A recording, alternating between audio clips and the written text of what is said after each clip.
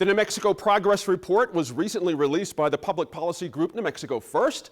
The report focused on 4 areas: education, the economy, health, and water.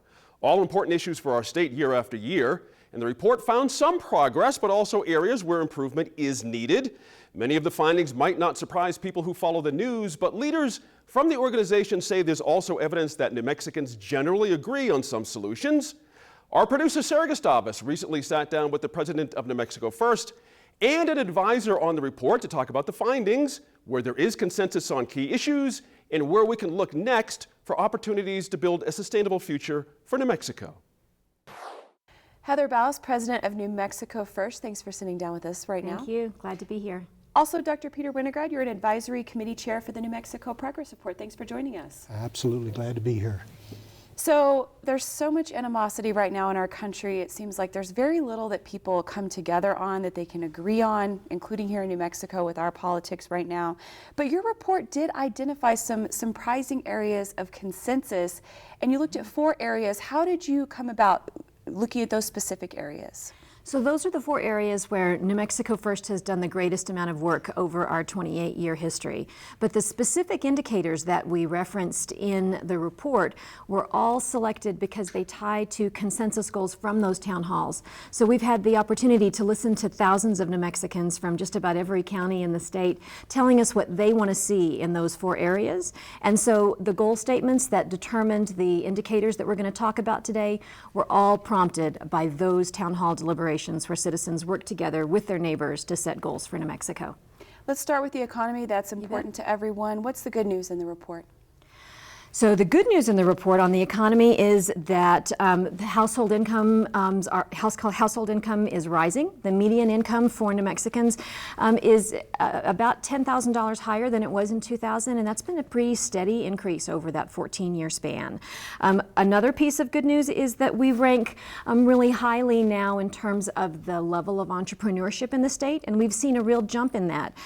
Since 2011, we jumped higher than any of the other 4 corner states, and we're now 3rd in the nation on the Kauffman Index for entrepreneurial activity in New Mexico. So that's another one that we can, fly the flag and feel happy about. Another piece of good news, Sarah, is the regulatory climate. So George Mason University does a assessment of each state and what their regulatory and financial climate is in terms of how easy is it to do business in a place.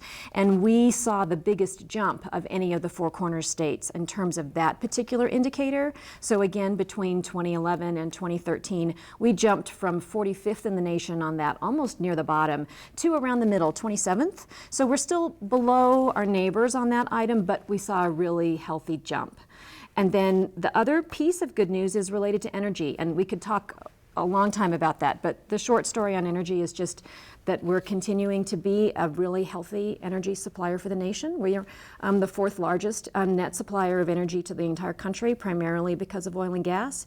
And we also have enormous potential in the state to produce solar, wind, and geothermal. And in terms of the natural resources rankings that compare us with other states, we're head and shoulders above just about everybody, including the other 4 corner states, in terms of our potential for producing producing renewable energy. Well, where are some of the areas where the state is still falling behind economically? So there's 2 big ones, but the strongest one to talk about here is the fact that New Mexico continues to be the poorest state in the nation. And so, there's a lot of good news on the economy, but when you say that more New Mexicans, in terms of the percentage, live in poverty than any other place in the nation, that's not the list we want to be number 1 on. And so that's, I think, the biggest red arrow in the entire report. It's organized in terms of where are we making progress, where are we holding steady, and where are we getting worse. In my opinion, the most troubling getting worse item in the entire report is that item, which is the percentage of New Mexicans that live in poverty, and it's basically 1/5 of us. One of the best strategies that people talk about for moving us out of that is diversifying the economy, creating greater opportunities for job creation and for people to have good, high-paying jobs that would lift them and their families out of a poverty position. And that's the other item where we're not seeing progress in the economy chapter of this report, Sarah. indicator regarding diversity of economy shows that we're still just almost exactly where we've been for a long time, and it's near the bottom. Even with entrepreneurship, we recently covered the challenges and opportunities for entrepreneurship in Albuquerque. Right. But there's still a long way to go. Absolutely. Yeah. Peter, I want to turn to education. That's an area that you have some expertise in. We're going to hear a lot this spring about teacher evaluations and testing, but let's start at a more basic level. What did the report find when it asked New Mexicans what they want from the state's education system? Well, thank you for that question. And actually, there's a great deal of consensus about the goals of education. The debates, as you know, come about how you get that. But the goals are, how do you engage parents and kids? The family is so important to education. How do you make sure that young children are ready for school? How do we make sure that students in K-12, and you think about 4th grade reading and 8th grade math and middle school, how do we make sure those kids are successful there? And how do we get folks to graduate from high school, go to college, graduate from college, and be ready for the careers that Heather was referring to in terms of the economy? So there's good consensus on the goals. The debates come on the means. So what do you think changes when people can get their hands on this information and say, maybe we agree a little more than we thought? What does that change in the conversation? Well, that's a great question, and I'll say a couple of things. The good news in the education is where New Mexicans have agreed both on goals and means, we've seen some major progress. New Mexico has done wonderful work in increasing the number of children going to pre-K. All of the early childhood work, New Mexico is a national leader in that area. And on both sides of the aisle, with the governor and the legislature and people around the state, have been very supportive of early childhood. That's been great, and that's good news. Another area that's there's a lot of consensus is over STEM graduates, science, technology, engineering, and math. New Mexico prides itself on being the home of big science. And everybody understands the importance. And we've seen a real increase in the number of STEM graduates. So when there's consensus, we've seen we've seen the data move in exactly the right directions. Is there any surprising information there about education, about where we're still falling behind? Well, math and reading, we use the NAEP, the National Assessment of Educational Progress, which is the gold standard, and they've been testing students nationally for over 30 years. We're flat. New Mexico is flat in terms of reading and math at 4th grade and reading and math at 8th grade. The biggest challenge we have is the disparities amongst different subgroups of New Mexicans. Native Americans are way behind and Hispanics are way behind. And closing that achievement gap has always been our challenge and continues to be our challenge. Health is another challenge in our state, and all of these things are connected. They all impact each other. We've talked many times here on New Mexico in Focus about hunger and healthcare. What's working right now? What are some positive outcomes you found in the report when it comes to those issues? There's a couple of places. I want to talk about the sort of the goals again, because there's really good consensus, and that's probably our most important message here today. We want to make sure that all New Mexicans are healthy without racial or ethnic disparities. We want to make sure that health care is accessible to all New Mexicans. We want to make sure that we really focus on prevention, and we want to make sure that we've got good behavioral health kinds of support. New Mexicans, where the good news is higher percentage of our population is covered by insurance. So that's been really, really good. Child immunizations are way up, so that's been really excellent. Too many of our kids are hungry. We face a real shortage of healthcare providers.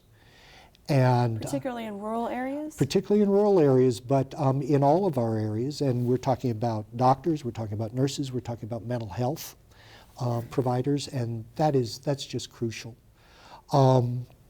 And prevention. We still have a long way to go with smoking, with diabetes, and again, the ethnic and racial disparities are huge in this state. Heather, let's end on water. It's an issue now, and it's going to be an issue for future generations. What did you hear from New Mexicans about how they'd like to see the state manage water resources now and in the future? So what we know is that New Mexicans want a water future that's reliable. They want to make sure that our water, today's water, is adequately protected, and that we have the water that we need for our health, our public health, as well as our environment and our economy into the future. And there's a handful of ways that we can measure whether we're making progress toward those objectives. What are some of those? So on the good news front, you know, one of the best ways to measure that is how much water are we conserving and how are we doing in terms of using less water than we were, say, a decade ago. And the state as a whole is, in fact, using less water than we were a decade ago. And in addition, much of that ties to reduced consumption in municipalities or public water systems. So, you know, big public awareness campaigns that urge folks like you and me in cities to use less water, or, you know, low flow toilets, things like that, those make a difference. And so we've seen reductions at municipal water use in the state as a whole. However, what we see when we look at the big industrial water users, and so this is the agricultural sector, and this is large businesses, oil and gas, hotels, restaurants, other sort of large-scale industrial users, that water use is flat. So we're not using more, and that's the good news on those fronts. But they're not seeing the kind of declines that we see at the municipal level, and that presents, you know, really interesting challenges. New Mexico First is organizing a series of deliberations right now on resiliency in agriculture and what's the future of agriculture in New Mexico and how can we plan for that. And the first of those forums was held just last week in Roswell, and you know, these hardworking farmers and ranchers identified water as the #1 concern they have in terms of the future of ag. So that's one that we'll see now and we'll continue to see in coming years, is how do we address that issue. You know, it's great, this report that looks at things that are going well, things that are not going well. It's not what we see sometimes in the headlines of we're the best, we're the most beautiful, we're the worst, we're the last in everything. And so it's kind of hard to get people's attention when you're talking about these things in the middle where the real work is happening. How are you doing that, and what do you see in the future? We're starting a new year, we're going back to the legislature.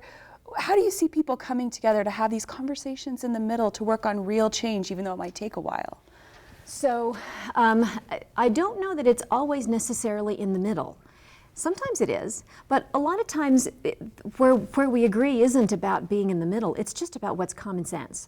And what New Mexico First finds again and again is when we bring people together, Democrats, Republicans, urban, rural, you let them sit down and talk to their neighbors, and we find out there's so much more that unites us as New Mexicans than divides us. And that's a message that we don't hear nearly as often as I think we should, especially moving into an election season where we have so many messages telling us that we are a nation divided and a state divided. And yet, as Peter pointed out, when we've got strategies that we all get behind, we absolutely move the needle. And this report shows that in several places: child immunization, early childhood, at entrepreneurial rate, energy production, where we're all in agreement on what needs to happen. We get it done, and we move the needle in a very significant way. Even when we agree on the goals, if we don't agree on those strategies, and Peter said this earlier, that's when we fail. And so that's I think the big takeaway from today is we need to work on many ways to set aside our differences and come together, agree on what we're trying to change, and make it happen. Yeah, I would just end by going back to your first statement. I do think division and polarization is a big danger to our country. What is so great about New Mexico is this is a state full of very pragmatic people. And as you look back at New Mexico First and you look back at the history of New Mexico, there are lots of places that we've come together and been very pragmatic and been very respectful of each other. This is a tough environment. We live in a desert, but it's also a beautiful environment, and we're all here because of this environment and the wealth of the culture and the beauty of the place. So for this holiday season, we would start to say, this is a message of hope, and the data supports it. We still have lots to do, but we can do it together. Absolutely. Thank you both for sitting down with me to talk about the New Mexico Progress Report. Thank you, Sarah.